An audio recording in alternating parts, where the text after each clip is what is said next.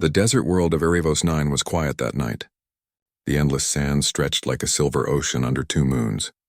The wind whispered through the broken metal towers of an old mining station where a human named Elias Ward lived and worked alone. Elias was a maintenance engineer. His job was simple: keep the machines running, fix the broken drones, and make sure the fuel refinery didn't explode. He liked the silence of Erebos 9. No one bothered him, and he could spend his evenings watching the stars through the dusty windows of his outpost. But that night, something changed. He was sitting on a metal crate, drinking lukewarm water and checking his repair logs when a sudden light flashed across the sky. At first he thought it was a meteor. But it wasn't falling. It was burning, leaving a long trail of fire behind it. The sound came next, a deep roar that shook the sand. The object hit the ground miles away, turning the night into a brief sunrise. Elias stared at the bright glow over the dunes. His heart pounded. "That wasn't a meteor," he muttered. He grabbed his jacket, a flashlight, and his repair bag. He didn't think about danger or orders. He just knew that something or someone had crashed out there. And maybe they needed help. Elias climbed onto his old rover and drove into the night. The wind grew stronger, and the sand rose in clouds around him. His headlights cut through the darkness as the glow grew brighter on the horizon. After 20 minutes of rough travel, he saw the wreck. The ship was huge, elegant, and unlike anything built by humans. Its metal shimmered in colors he couldn't name, and strange blue fire burned across its hull. He parked the rover and ran closer. "Hello," he shouted. "Can anyone hear me?" A loud crack answered him as a part of the hull collapsed. Inside, the air shimmered with heat. Elias pulled out a breather mask and stepped in through a broken hatch. The scene inside was chaos: sparks, smoke, and the sound of people crying out in pain. They weren't human. They were Volari, an alien race he had only seen in vids and trade reports. Tall, with pale, glass-like skin that glowed faintly in the dark. Their clothes looked royal, metallic fabric and gold bands. He had heard that Volari nobles traveled in luxury cruisers. What was one doing here? He moved carefully between the wreckage. Then he heard it, a soft, weak cry from under a fallen beam. Elias dropped his bag and rushed to the sound. Beneath twisted metal lay a small Volari child, her skin faint blue and her eyes wide with pain. Her leg was trapped, bleeding with a strange silver liquid. "It's okay, kid. Hold still," Elias said. He used his metal cutter to slice the beam apart. It was heavy, but he managed to lift it enough to pull the child free. She was small, maybe 6 or 7 by human years, dressed in what looked like royal fabric. The girl looked at him with frightened eyes. She whispered something in her language, words he didn't understand, but her voice was full of fear. "Shh, you're okay now," Elias said softly. "You're safe." He carried her in his arms, feeling the strange warm glow of her skin against his suit. She was light, fragile, like holding glass. When he stepped out of the ship, a group of tall figures appeared from the smoke. Valerie guards. They raised their glowing weapons and shouted in their sharp musical language. Elias froze. The child whimpered and hit her face against his chest. "I'm helping her," he said, raising his free hand. "She was trapped." One of the guards shouted something, and a blue energy bolt hit the sand near Elias's foot. The heat burned his boot. He clenched his teeth. "I said I'm helping." A new voice cut through the noise. Soft, commanding, and full of sorrow. "Stop." The guards froze. Out of the smoke stepped a tall woman wearing a torn silver robe. Her crown was cracked, her face smeared with ash, but her eyes, bright violet, were full of strength. She was beautiful in a way that made Elias forget the chaos for a second. The guards bowed low. She looked at Elias, then at the child in his arms. "My daughter," she said in careful galactic common, her voice trembling. "You saved my daughter." Elias blinked. "She was trapped. You carried her through fire," the princess whispered. Elias nodded, unsure what to say. Someone had to. The princess, still breathing hard, stepped closer and gently touched her child's face. The girl opened her eyes weakly and reached for her mother. "She will live," Elias said, "but her leg needs treatment." The princess looked at him with a strange mix of disbelief and gratitude. "Human, you are alone?" "Yes," Elias said. "My station is a few kilometers east. I can take you there. There's medical gear." The princess hesitated. The guards spoke quickly in their own language, warning her of something, but she raised her hand to silence them. I am Princess Serene of House Valeri, she said softly. You have done what many of my own soldiers could not. I will trust you. Elias didn't think of titles or ranks. He just nodded. Then let's move. The ship could explode soon. He led them back to his rover. It was small, but he had a cargo platform. He set the injured child there carefully. Serene and 2 guards joined, while the rest stayed behind to search for more survivors. The desert wind howled as the rover started moving. The ship behind them burned brighter, and a deep rumble echoed across the sands. A few seconds later, it exploded in a blue fireball. The blast wave shook the ground. Elias kept driving, his eyes forward. When they reached his outpost, the princess helped him carry the child inside. Elias placed her on his medical cot and began cleaning the wound with human antiseptic. The Valeri guards watched silently, their hands always near their weapons. Serene stood beside him, her expression unreadable.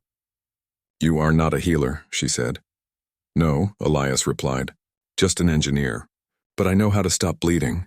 The girl whimpered, and Serene reached out to hold her hand. Elias worked quickly, wrapping the wound and stabilizing her leg with spare carbon rods. After a few tense minutes, the bleeding stopped. The child's breathing slowed. She was asleep. Elias exhaled in relief. She'll be okay. She just needs rest. Serene looked at him for a long time, her violet eyes softening. You saved my only child, she said quietly. You risked your life for her. Why? Elias looked down at his hands. Because she needed help, he said simply. The princess stared at him almost as if she couldn't believe such an answer. Among my people we repay our debts. You will be remembered. I don't need remembering, Elias said. Just glad she's safe. Outside, the wind howled over the desert once more. The burning wreck still glowed faintly on the horizon, and above it the stars shimmered like silent witnesses. Elias didn't know it then, but this night would change everything. To the Valeri, he would soon become more than a rescuer. He would become protector. Morning came slowly over the sands of Erebos 9. The sun rose like a burning coin, spreading golden light across the empty desert. The air shimmered with heat, and the wreck of the alien ship still smoked in the distance. Inside the small human outpost, Elias Ward woke to the sound of soft voices. When he opened his eyes, he saw the Valeri Princess Serene sitting beside her sleeping child. 2 alien guards stood near the door, still alert, their glowing armor dusty from the desert night. Elias rubbed his tired eyes. He had spent half the night checking the medical bandage on the child's leg. The little girl Lyra was breathing better now. Her faint blue skin had regained some color. Serene turned when she noticed him. She slept through the night, she said softly. Her fever is gone. That's good, Elias said, checking the wound. She's healing faster than I expected. The princess nodded, her voice full of calm pride. The Valeri body heals quickly under the light of a star, but without your help she would not have survived the first hour. Elias shrugged, just doing what I could. He stood and looked out the window. The dunes shimmered like molten glass. Somewhere out there, the rest of the Valeri crew was still stranded, waiting for help that hadn't come. Any word from your rescue ships? He asked. Serene's expression darkened. None, our distress beacon was damaged. The signal may not have reached our fleet. Elias thought for a moment. Then we'll have to fix it. The wreck's still out there. Maybe I can repair the transmitter. The 2 guards exchanged doubtful looks, but Serene nodded. You would risk your life again for my people? Elias smiled faintly. I'm not good at sitting still when there's work to do. Serene studied him quietly for a few seconds. Then she said, You are not like what I have been told about humans. What have you been told? That you are reckless, impatient, and wild, she said softly. But you act with calm. You help without command. I do not understand it, Elias laughed lightly. Maybe that's just how we are. We don't need orders to care. Her eyes softened, though she said nothing more. A few hours later, Elias took his rover and returned to the wreck site, with 1 guard accompanying him. The ship looked worse in daylight, half buried in the sand, metal still smoking, and broken parts scattered for miles. He climbed through the wreck carefully, collecting wires, circuit boards, and an undamaged power core. It was hot work, and sweat dripped down his neck. But when he found the beacon device, cracked but intact, he smiled. Still alive, old friend, he murmured. On the way back, the guard asked him, Human, why do you not fear us? Elias looked at him. Should I? The guard's voice carried pride. The Valari once ruled 7 systems. Your people are new to the stars? Maybe, Elias said, steering through the sand. But out here, titles don't matter much. Sand doesn't care who rules what. The guard fell silent, but there was respect in his eyes. By evening, Elias had rebuilt a working beacon in the open yard beside his outpost. The Valari watched as he adjusted the transmitter's angle, connecting human batteries with alien metal plates. Sparks flew. Then the beacon came alive with a deep blue glow. Serene stepped forward, amazed. You repaired Valari technology? More like patched it with human stubbornness, Elias said. But it'll send a signal. She smiled faintly. Your kind truly does make the impossible seem simple. He shrugged again. We just don't like giving up. That night, they built a small camp around the outpost. The Valari guard set up energy barriers, while Elias shared his stored water and rations. He sat near the fire, eating quietly, when the little girl Lyra woke and walked out holding her mother's hand. Her small eyes blinked in the firelight. She saw Elias and slowly walked toward him. He smiled gently. Hey there, kid, he said. How's the leg? She didn't answer, but she tilted her head, studying him. Then she whispered a soft word in her language, something like protector. Elias blinked. Protector? Serene's eyes widened. That is an ancient word of honor in our tongue. It means one who shields others at cost to self. She calls you that. Elias didn't know what to say. Well, that's kind of her. Serene smiled for the first time since the crash. It is more than kindness. My daughter sees truth in hearts. She has named you well. The other Valari nodded quietly. Even the guards looked at Elias with new respect. From that moment, the word spread among them. They began to refer to him as protector, half in jest, half in reverence. Elias tried to ignore it, but deep down it made him feel something he hadn't felt in years. That he belonged. The next few days passed with steady rhythm. Elias and the Valari worked together to keep the camp safe. He taught them how to use sand filters to make drinkable water. In return, they showed him how to power his equipment with small energy crystals. At night, when the 2 moons rose, Serene often sat outside, gazing at the stars. Elias would join her fixing small drones while she watched the horizon. Why are you out here alone? She asked one evening. Elias paused his work. I wanted peace, he said. War took my friends. The cities got too loud. So I came where nothing happens. Yet now you stand beside a princess and her guards, she said softly. Peace has found you, but so has destiny. He chuckled. Destiny doesn't knock politely. She looked at him seriously. Among my people, we believe every life touches the stars in a unique way. You were meant to be here, protector. He didn't argue. The title still sounded strange to him, but when she said it, it carried warmth. 2 nights later, a storm came. The wind howled like a beast and lightning struck the dunes. The camp shields began to flicker. Elias ran outside, his jacket whipping in the wind. He saw one of the tents collapsing.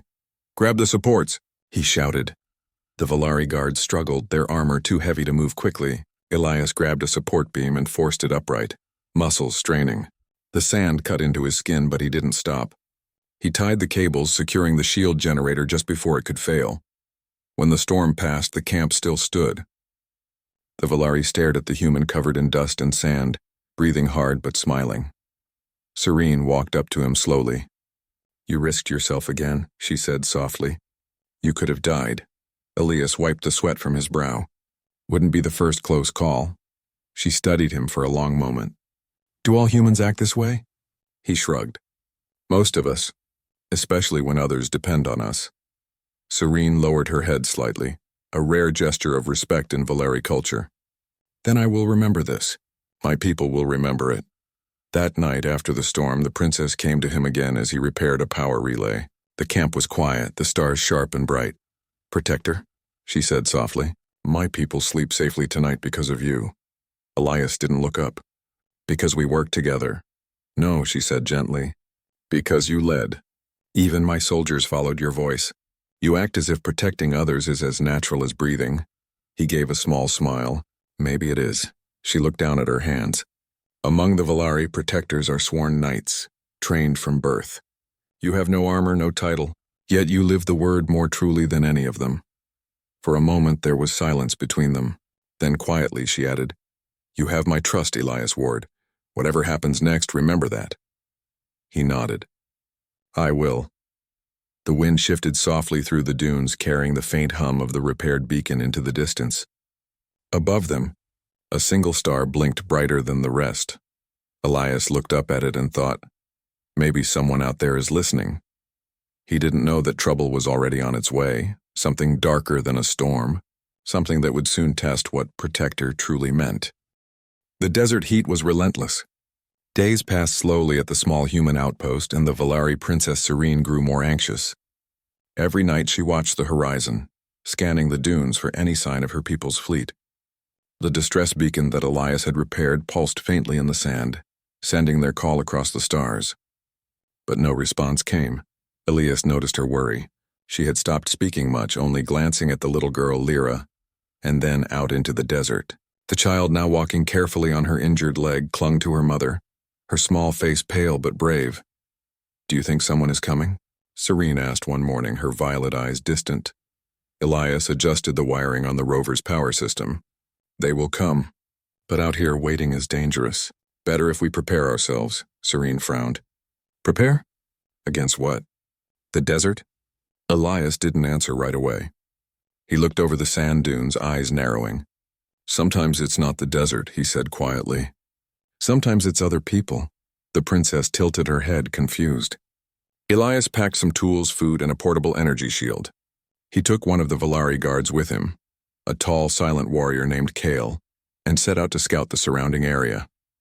The desert stretched endlessly, a golden sea with rolling dunes. Elias led the way, careful to mark tracks for their return. After a few hours, Kale paused. Tracks, Kale said, pointing to faint disturbances in the sand. They are fresh. Elias examined the marks closely. Definitely not Valari. And not natural. Looks like vehicles, fast ones. Kale's expression darkened. Scavengers. They attack anyone stranded. They take survivors, sell them, or worse. Elias's jaw tightened. Then we need to know how many and how fast they're coming. He adjusted a small scope he had built from Valari optics and human sensors. There are about 10 vehicles, moving in from the west dunes. They haven't seen us yet, Kel growled softly. We will fight them. Elias shook his head. Not yet. First we warn the camp, and we prepare. Back at the outpost, Elias returned and explained everything to Serene. The Valari guards began sharpening their energy blades and checking armor.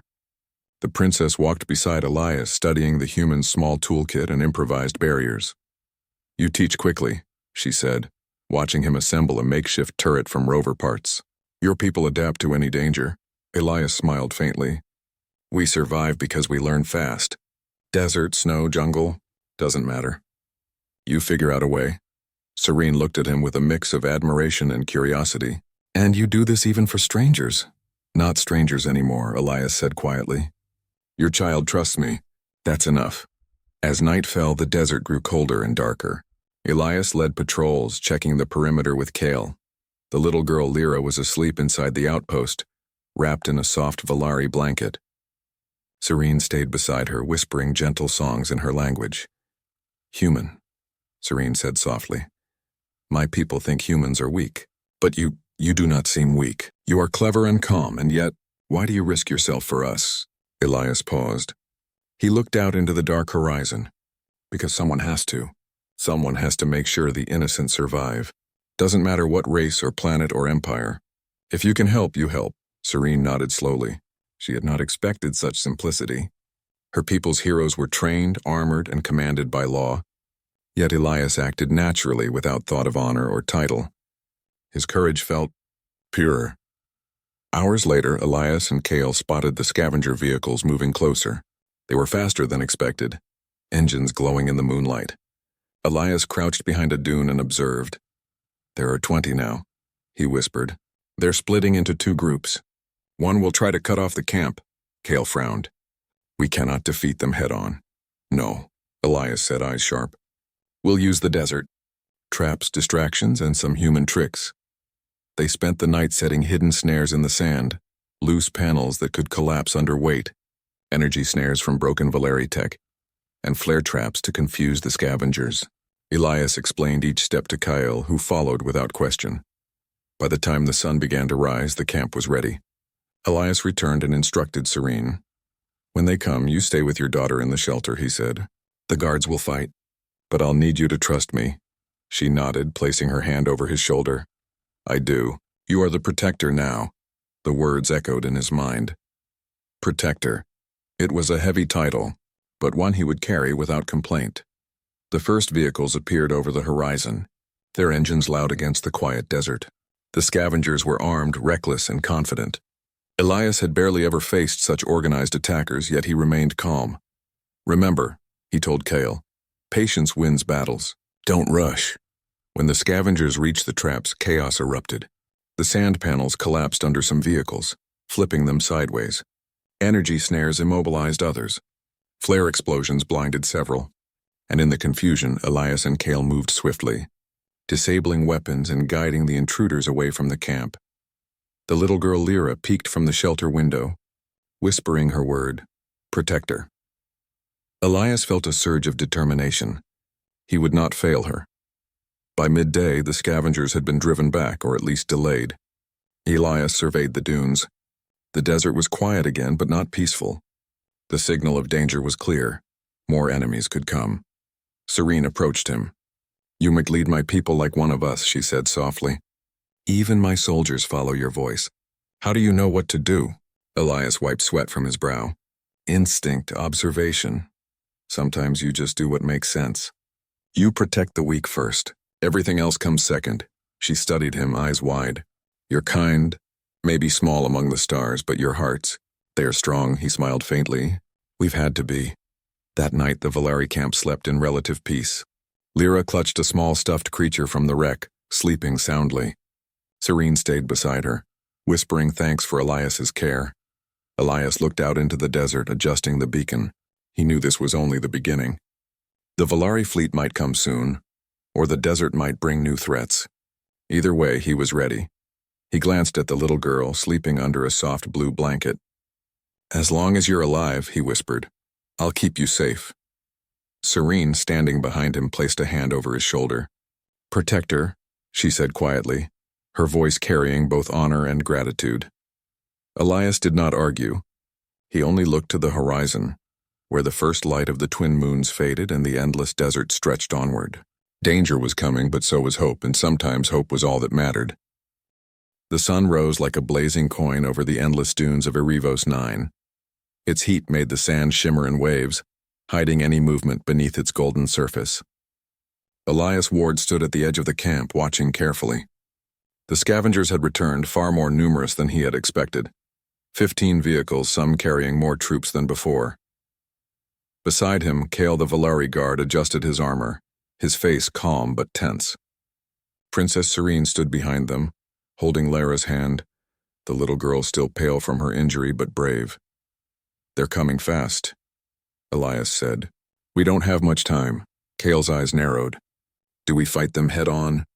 No, Elias said quickly. If we fight them directly, they'll crush us. But the desert is ours. We can use it. I'll show you. Elias moved swiftly, giving orders to the Valari guards. He had spent the last few days preparing traps, hidden sand pits, energy snares, and explosive panels rigged with salvaged ship parts. He positioned the troops behind small dunes, giving them cover. Use the high ground, he told them.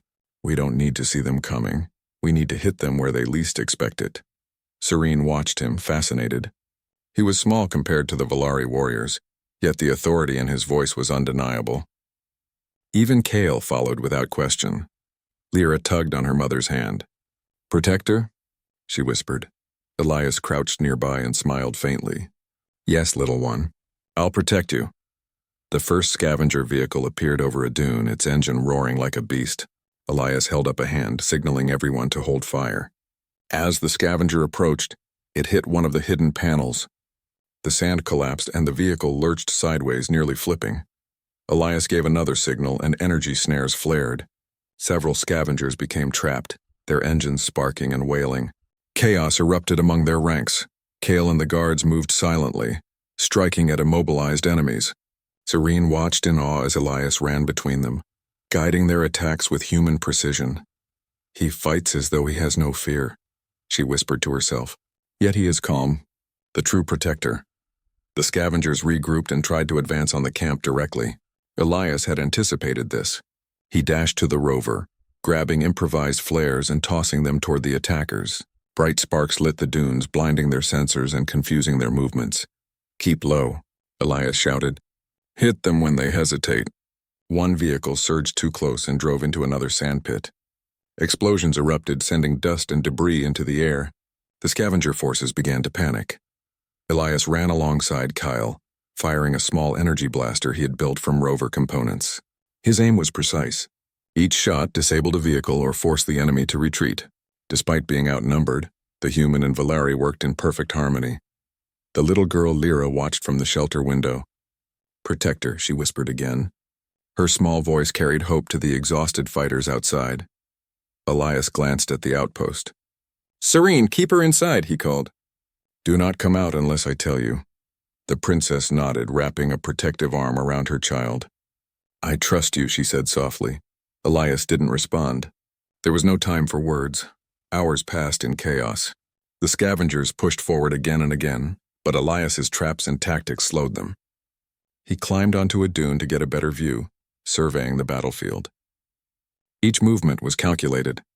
He directed the Valari guards to flank, collapse the sand pits in sequence, and fire only when targets were vulnerable. The human mind at work impressed even the Valari, whose warriors were trained in centuries of combat. They had never seen tactics so simple yet so effective. As the sun reached its peak, the scavengers attempted a desperate move. One vehicle drove straight toward the camp, its crew ready to storm the shelter. Elias made a split-second decision. "Kale!" he shouted. "Follow me. I'll lure them." The two ran toward the dune line, drawing the vehicle after them. The scavengers believed they could capture the human and stop the defenders. Elias led them to the largest remaining part of the alien ship, half buried in sand. "Now!" he shouted. Kale fired his energy blade, forcing the scavengers to swerve. Elias dashed to the ship's reactor core, rigged it with makeshift explosives from salvaged materials. He pressed the detonator. A brilliant blue explosion engulfed the scavenger vehicle. The others reeled back, engines sparking and chaos spread among their ranks. Elias stumbled from the sand, breathing heavily. Kale helped him stand. The two looked back at the battlefield. Most of the scavengers had fled or been trapped. The desert was silent once more, except for the crackle of burning engines. The camp was safe. Serene rushed to Elias, holding Lyra tightly. You risked yourself again," she cried. "You could have died." Elias wiped sweat and sand from his face. "Wouldn't be the first time I've been close," he said, forcing a tired smile. Serene studied him, violet eyes wide. "Human, my people call you protector, but now I see why. You fight not for glory, not for reward, but because it is right." Lyra ran to him, her small arms wrapping around his legs. "Protector," she said clearly, her voice full of joy. Elias knelt and hugged her lightly. "That's right. I'm not going anywhere." As the sun dipped toward the horizon, the Valari began repairing their camp. Elias worked alongside them, reinforcing shelters and resetting energy barriers. The princess approached him again. "You lead my people with courage," she said softly. "Even my soldiers, trained in centuries of combat, follow your instructions without question." "Why?" Elias paused, looking at the desert horizon. "Because it's what makes sense. You protect the weak first. You fight smart. You survive. That's all there is to it." Serene nodded, silently impressed. Humans were not just survivors, she realized. They were adapters, clever and brave, thriving where others might fail. That night, the desert was calm for the first time in days. The stars shone brightly, and the twin moons reflected off the sand. Elias stood near the outpost, checking the repaired beacon. Serene joined him, holding Lyra's hand. "Tomorrow we hope for rescue," she said quietly. "But tonight, you are our guardian." Elias shrugged, feeling the weight of the word. "Protector? That's a heavy title." "You earned it," Serene said firmly, "and my people will remember it." "Your courage, your heart, it is more than we have seen in centuries." He looked at the little girl sleeping peacefully in her mother's arms. He thought of the battles, the danger, the endless desert. He knew the fight was not over, but for now they were safe. Sometimes, he realized, protecting others was not about skill or power. It was about courage, care, and refusing to give up when everything seemed lost. And in the eyes of a princess and her child, Elias knew he had done what mattered most. The twin suns of Erevos 9 rose slowly over the desert, casting long shadows across the small human outpost. Elias Ward woke to a quiet morning. The air was cooler now and the sands shimmered softly under the early light. For the first time in days he felt a small sense of relief, though he knew the battle for survival was not entirely over. Princess Serene and little Lyra had already risen. The child's injured leg had healed enough for her to walk carefully, holding her mother's hand. Serene stood near the repaired beacon, scanning the skies with tense hope. "They are coming," she whispered. Elias looked up.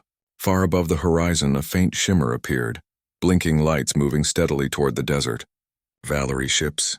Rescue had arrived. The princess's violet eyes shone with relief and gratitude.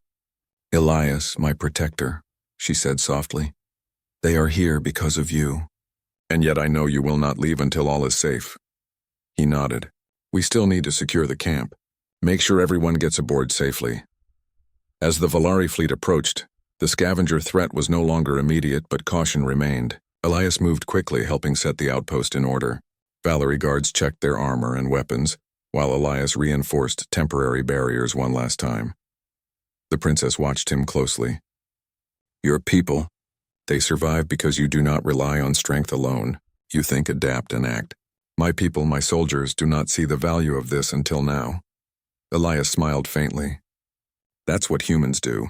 Survival isn't just about fighting. It's about thinking, planning, protecting." Serene nodded silently, the title of protector echoing in her thoughts. Finally, the fleet landed. Massive Valari ships gleamed in the sun, their engines humming with power. Soldiers poured out, ready to secure the desert and retrieve the survivors. The Valari commander, a tall, imposing figure with silver armor, approached the camp. His eyes widened when he saw Elias standing among his people.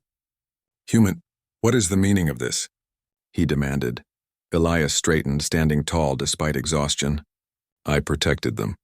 Your princess, your child, your soldiers, all of them. That's all." The commander looked at the camp, then at the trapped scavenger vehicles and collapsed sand pits. He studied Elias's hands, scarred and dirty from the desert work. Slowly, understanding dawned. "You fought beside my people?" the commander asked. "Yes," Elias said simply. "They needed protection. I did what I could." Serene stepped forward. "Commander, this human saved my daughter, defended the camp, and fought your enemies. He is our protector. He deserves respect, not question." The commander's stern expression softened. "A human, leading Valari warriors? Incredible. Your courage is unmatched." Elias did not seek reward. When the commander offered gifts of rare metals, weapons, and titles, Elias shook his head. "I didn't do this for rewards," he said. "I did it because it was right." "That's enough." Serene placed a gentle hand on his shoulder. "Then accept this," she said, holding a small medallion carved with the symbol of her royal house. "Not as a reward, but as a sign. You are protector of the Valari royal bloodline. Your name will be remembered in our histories." Elias blinked. He had never expected honor. He had only wanted to keep a child alive. He looked at Lyra, who was smiling up at him, her blue eyes bright with admiration. "Protector," she whispered, repeating the title with pride. He knelt down to her level. "Yes," he said softly. "Protector." The process of returning to the fleet was methodical. Valari transports carried the surviving crew members, while Elias helped organize the boarding process. Serene and her daughter were placed safely on one ship. Guards followed closely, but Elias remained on the ground, making sure every piece of equipment and trap was accounted for. Serene approached him before he could climb aboard the last transport. "You do not belong among the stars," she said softly. "Yet you have shown my people what it means to protect, to fight, and to care. You are not merely a human. You are a symbol of courage." Elias shook his head modestly. "I'm just a man. I did what anyone would do." "You are more," Serene insisted. "My daughter calls you protector, and I call you friend, and protector of my people, always." The Valari fleet lifted off the sands of Erevos 9, the engines humming a low, resonant song. Elias watched from the ground as the ships disappeared into the horizon, the twin suns reflecting off their polished hulls. He felt a quiet satisfaction. Somewhere far above, Princess Serene and her daughter looked down at the desert below. Lyra pressed her small hands against the viewport. "Protector," she called. Elias waved. "I'm still here." he said softly, even though she could not hear him clearly. Serene's gaze met his, even through the distance. She placed her hand over her heart, a gesture of honor among the Valari, and whispered, "May your heart always guide the weak and the lost." As the desert grew quiet once more, Elias returned to his outpost. The wind carried the faint hum of distant engines, and the sand shifted gently over the traps and pits he had set. For him, life would return to the quiet rhythm of repairs, machines, and stars. But something had changed. He was no longer just a man alone on a desert world. Somewhere, far across the galaxy, a princess and her child remembered him. They called him Protector, a title heavier than any metal, more powerful than any weapon. Elias repaired a small drone, adjusting its circuits as the twin moons rose again. He glanced up at the stars, reflecting on the events that had unfolded. Humans were thought of as simple, weak, or inexperienced. Yet a single human mind, acting with courage and care, had defended an entire royal family, and the galaxy, though unaware, had begun to see the potential of humanity. Days later, Serene addressed her people on her homeworld. Her words carried across the chambers of the palace, the halls of every city, and even through distant fleets. "The humans," she said, her voice steady and proud, "may come from a harsh and distant world. They may lack our training, our technology, or our centuries of wisdom. Yet in the heart of one, we found courage beyond our imagining. He did not fight for honor nor for power. He fought because it was right. He is Protector." The assembly stood in awe, their eyes wide. Across the stars, whispers would spread of a human named Elias Ward, who had carried a princess's child through fire and led a defense no alien could have imagined. Back on Erebos 9, Elias repaired machines, built new shelters, and watched the stars. He did not need medals or praise. The title Protector, spoken by a small blue-eyed child and a royal princess, was enough. And somewhere in the distant reaches of the galaxy, he knew the little voice calling him that would always be waiting, remembering and trusting him. Elias smiled, quietly to himself. "Protector," he whispered. "I'll always be here." The desert wind blew softly over the dunes. The stars shone endlessly above, and on Erebos 9 a human engineer, simple and brave, stood alone, but never truly alone in the memory of those he had saved.